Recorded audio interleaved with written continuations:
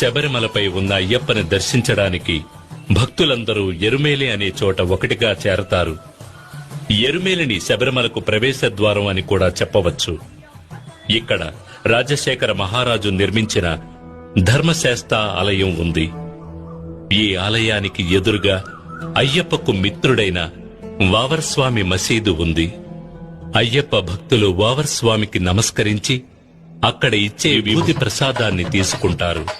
ఈ ఎరుమేలిలోనే ముఖ్యమైన ఘట్టమైన పేటై తొళ్లలనే కార్యక్రమం జరుగుతుంది. అప్పుడు భక్తులు తమ మనసులోని చెడు ఆలోచనలను తొలగించుకునే ఉద్దేశంతో నాట్యమాడతారు.